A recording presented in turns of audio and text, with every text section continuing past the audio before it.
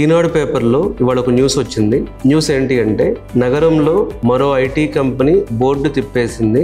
మాదాపూర్లో NSN Infotech company పలువురి వద్ద డబ్బు వసూలు చేసి బోర్డు తిప్పేసింది. 400 మంది విద్యార్థుల నుంచి 3 లక్షల చొప్పున వసూలు చేసి శిక్షణ ఇచ్చి ఉద్యోగం ఇస్తామని చెప్పి విద్యార్థులను మోసం చేసి వసూలు చేసిన డబ్బులతో కంపెనీ డైరెక్టర్ పరారయ్యారు. ఇది సైబరాబాద్ కమిషనరేట్కి ఫిర్యాదు చేశారు. ఎంతమంది? 400 మంది స్టూడెంట్స్ దగ్గర 3 లక్షలు. ఇలాంటి న్యూస్ గత 15 సంవత్సరాలుగా మనం చూస్తూనే ఉన్నాం. మనం బీటెక్ అయిపోయి ఎనీ డిగ్రీ అయిపోయి క్యాంపస్ సెలక్షన్ లో జాబ్ రాక బయట కోర్సెస్ చేసే ప్రాసెస్ లో జాబ్ రావడం డిలే అవడం వల్ల చాలా మంది స్టూడెంట్స్ బ్యాక్ డోర్ జాబ్స్ వైపు, ప్రాక్సీ ఇంటర్వ్యూస్ వైపు, స్కిల్ లేకుండా జాబ్ ఇప్పిస్తాం, డబ్బులు ఇస్తే జాబ్ ఇప్పిస్తాం అనే మార్గాల్ని చాలా మంది సెలెక్ట్ చేసుకుంటున్నారు. చూడండి, నా ఎక్స్పీరియన్స్ లో నేను చూసింది ఏంటి అంటే మీరు స్కిల్ లేకుండా ఐటీ జాబ్ లోపలికి వెళ్ళినా సరే ఇలాంటి రాంగ్ మెథడ్స్ లో డబ్బులు ఉన్నాయి కాబట్టి డబ్బులు ఇచ్చి వెళ్ళి, అదే డబ్బులు లేకపోయినా డబ్బులు క్రెడిట్ కార్డులో తెచ్చి ఇలాంటి వెళ్ళి సఫర్ అవటం తప్పితే ఏమీ ఉండదు.